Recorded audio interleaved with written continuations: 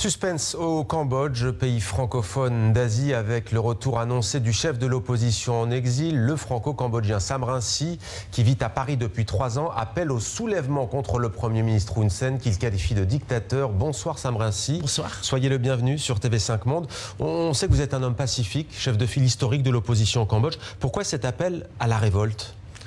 Parce qu'il faut une pression populaire. La situation est bloquée. Je voudrais la débloquer par un soulèvement populaire pacifique. Demain, vous prenez l'avion, Paris, Bangkok, en Thaïlande. Ensuite, vous tenterez d'entrer sur le territoire cambodgien par la route. Comment appréhendez-vous cet événement? On se donne rendez-vous avec des milliers de travailleurs migrants cambodgiens qui vivent en Thaïlande. On se retrouve sur la frontière et on va marcher à l'intérieur du Cambodge. On va traverser la frontière à pied. Ça ne nous a pas échappé, Sam Rainsy, l'annonce même de votre retour occupe toutes les conversations à Phnom Penh, la capitale cambodgienne. Il se dit même que le Premier ministre mobilise la police. On murmure même que les permissions des soldats ont été suspendues. Est-ce que vous avez peur d'être arrêté? Non, j'ai le peuple avec moi et c'est moi qui vais renverser la situation au Cambodge. Qu'est-ce que vous reprochez à Hun Sen que vous qualifiez de dictateur? Hun Sen fait du Cambodge une propriété personnelle et celle de sa famille. Il vend le Cambodge aux Chinois. Les Chinois achètent tout. Les Chinois font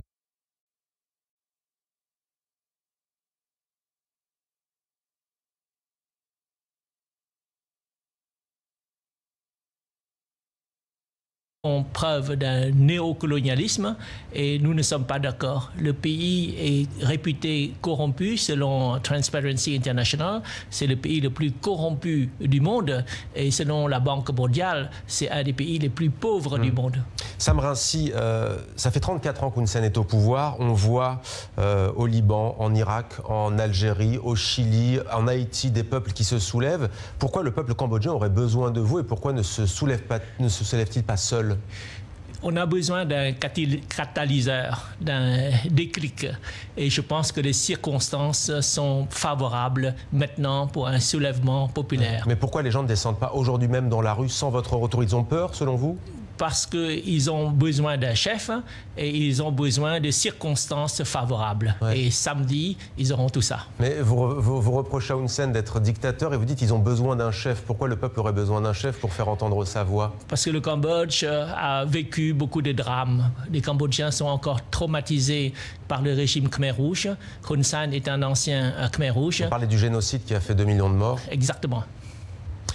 Monsieur Sam Rainsy, lorsque vous allez arriver, vous allez entrer au Cambodge, vous allez avancer avec vos partisans, c'est le scénario dont vous rêvez. Oui. On a le sentiment qu'aujourd'hui, pour vous, c'est un baroud d'honneur, c'est l'occasion ou jamais. Si vous ratez cette occasion, certains observateurs disent que ce sera la fin de votre carrière politique. Vous avez 70 ans. Est-ce que c'est vrai?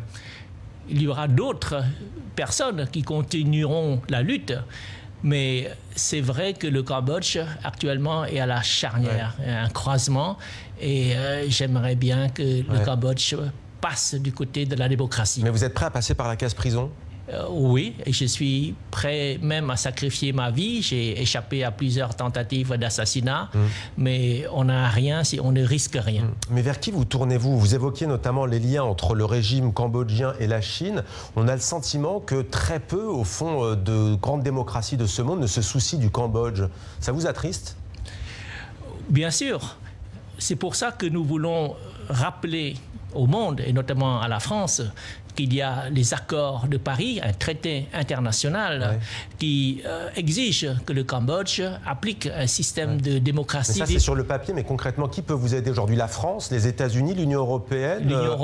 L'Union européenne est en train de considérer des sanctions commerciales si le régime de Hun Sen ne revient pas sur la voie démocratique. Nous sommes très reconnaissants à l'Union européenne et la position de la France va dans le bon sens aussi. Du Vietnam, vous attendez quoi? Le Vietnam, c'est un pays voisin avec qui on voudrait bâtir une prospérité commune au sein d'une ASEAN unie.